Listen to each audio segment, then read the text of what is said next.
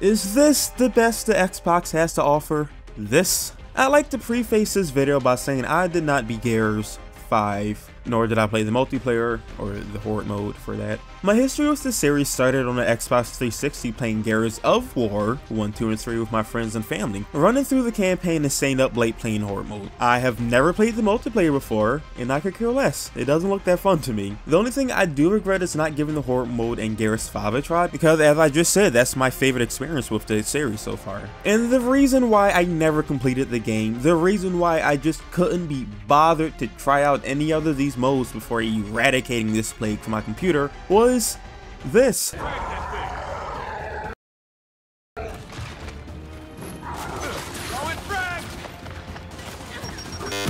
Away from it. What the fuck is that? Listen, my computer's beefy, it goes to the gym, it lifts. It can handle games like Destiny, Halo, Warframe perfectly fine. And you're trying to tell me this game is just too next gen for my computer. Needless to say, I called bullshit on my computer being unable to run this game, as many other people had this problem. And I don't give passes to buggy garbage. And before you ask, yes, I changed all the resolutions and graphic settings and nothing changed. So can't play the game, 85 on Metacritic, my ass. And that's where the video should have ended, but I put up with it. It didn't break my computer, so I might as well just power through it, right? You know, if it's a fun game, a few glitches won't stop me from enjoying it, right? My problem with Gears 5 is the game doesn't feel next gen. It feels like the same game I played when I was a mature 17 age. From the shooting to the cover mechanics, the animations, and even the deaths. But the one thing that isn't the same is the gore, because they toned that down for some reason. A side tangent, I haven't played Gears of War 4 or Judgment. I'm not actually sure if those are two different games. I think they are. But I like the more gory and bleak setting in the older games, where the emphasis was less on color and more on the aesthetic, the physics behind, say, chainsawing body parts. It gave the game its own unique appeal for mature 17+ me, which isn't something many games have nowadays. Everything's all colorful now. That aside, it's not like the graphics don't look nice though. The game does not feel next gen. In fact, the mechanics it does keep, in my opinion, just shows how old and outdated the series actually is, while at the same time introducing other systems that just doesn't fit well into this genre. When I'm playing the game and engaging with his honestly outdated cover-based gameplay, it's not bad. I can enjoy shooting the enemies. I can enjoy the variety of locusts. We killed those guys like 3 games ago, right? The not locust variety does a pretty good job of keeping the players from being bored, and not to mention all the cool weapons you can use. We have some of the classics like the Lancer and new guns like the Lancer that can shoot missiles. You typically get new equipment every mission, so it's always fun getting to test out the more creative firearms. Traversing the claustrophobic maps with little lighting, there is fun to be had when playing this game. And having said that, there are the other parts of the game that just don't work as well for me, like the story bits. Like when the game forces you away from the action to slow down and slowly walk around town, slowly walk into the objective, slowly looking at everything, just to get to the one guy so that he can give you the little bit of information that you need to start the next mission. This is boring. I hate stuff like this. Not only does it break up the pacing and keep me from the actual fun parts to the game, it takes so long. Why couldn't this just be a cutscene? At least during the open world, if the game needs to tell me something, it can do that while I'm gliding across the map, so it doesn't actually feel like I'm doing nothing. And we'll get to the open world later, but I just find these sections boring and unneeded. I'd honestly just rather watch a cutscene. At least I can skip those when I'm bored and I'm not interested anymore. And even then, it's not like there aren't better ways to do this, because the game does do this in other sections. Like when you're deep in enemy camp, you get to look around for the story bits and to solve a few puzzles. And the information the characters give you help immerse you further into the atmosphere as you walk from dark room to dark room trying to figure out just what happened here. I don't mind it when a game is like that, but in these other sections, it's just...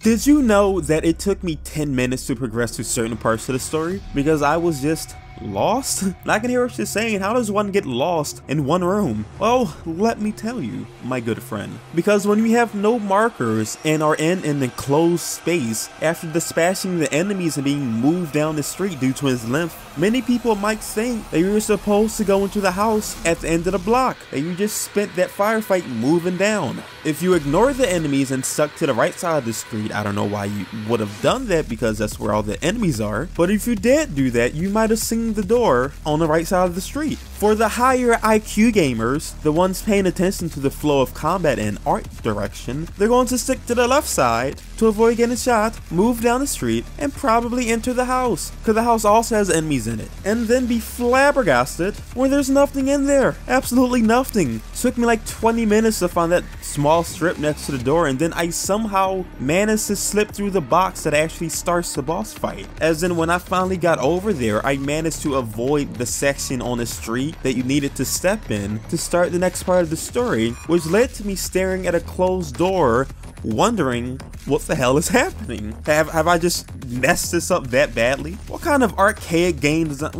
These kind of things are literally all over the place. Not necessarily the lack of direction. Once you figure out how to highlight objectives, it becomes less of an issue, which I didn't figure out until about 6 hours in. I mean, the oddly specific interactive zones that require you to do the cha-cha slide before it allows you to progress because your foot's just slightly off frame. This shit drives me up a wall. Characters blocking the damn doorways. Jack one time died mid-air and I was so scared that the game was going to restart. And can we talk about characters dying? Having to look out for your comrades can add some challenge to a game, but it doesn't matter if the AI is too stupid to keep itself alive. I found out that the teammates can die early on in the game, maybe like the second mission, when Jack ran across the room and immediately got blown up. And I'm sitting there like, why do I have to, what happened? And I'm reading the text and it said Jack died. And I'm like, why was you over there, Jack? Just stand back, please. I mean, why are the characters allowed to get so close to the enemy from just going to have to run over there and pick them up? Not to mention the enemies now have a health bar. Considering I haven't played a Garrus game in years, it's very possible, though I highly doubt it, that the enemy's health bar have been consistent throughout the series, and the only changes in this game is that we can only see the health bar instead of it just being invisible. While possible, having actually played 3 games and playing this one, the enemy's health feels a bit inflated. They all feel like beefed up bullet sponges that just stand there to soak up damage. Why? It makes me less focused on the actual gameplay, makes me more focused on finding the gun with the biggest numbers, in a shooting game with no RPG mechanics. It feels so artificial to me. And then there's the boss fights. Look out!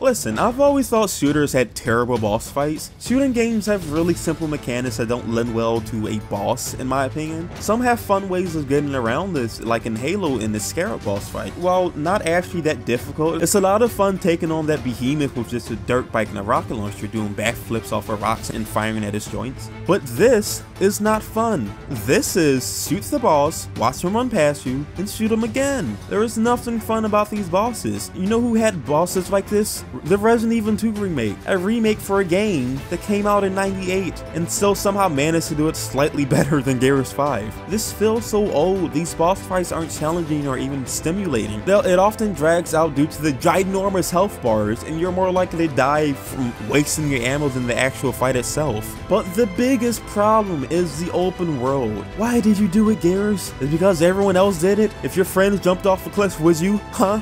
Would you? There's no way to put it. The open world sucks. I didn't think that at first. I was kind of open to the idea of gliding, sliding, sledding. I was sort of open to the idea of traversing the open world, stopping at outposts to fight the Not Locusts, finding new guns and possible lore to learn about. That's what I thought that the open world was going to bring us. What it actually was nothing. Just openness. Just literally an open world.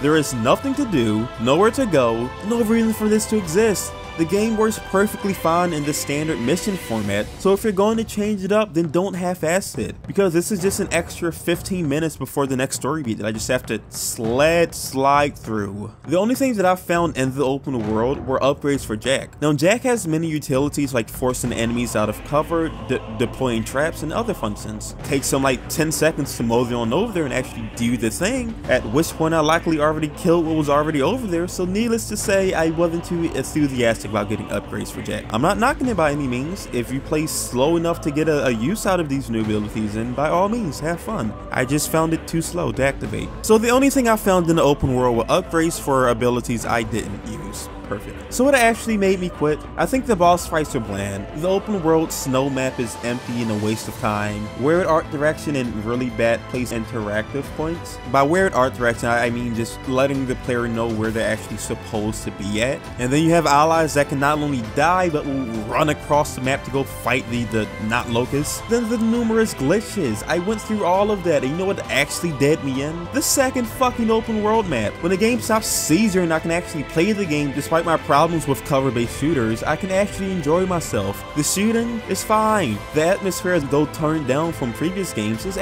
pretty cool. And why I genuinely do not care about the story, learning about all the different plot points and experiments, the character interactions, and learning the mystery of how this enemy I'm pretty sure we killed off in one of these games came back for a third time. When the game actually lets me go through all this uninterrupted, I actually don't have a problem with the game. But when secrets starts getting revealed, and I feel like the story was starting to really kick into gears, 5. That's when I had another slow moment, dragging myself through the sand, trying to talk to this guy to start the mission, and what do you know? Another sled for the new open world, the sand world, and I'm sitting in my sled, glider, heading to the next mission, and the guy asked if we can complete a side quest for him in a tower in addition to the main quest, and that's when it hit me, another open world of nothing, where I have to slide around for 10 minutes of nothing between each location, again, and that's when I finally said, fuck this, I can't do it. No more Gears. I refuse to participate in this anymore. I wish that I got to try out the horror mode before I uninstalled the game, but I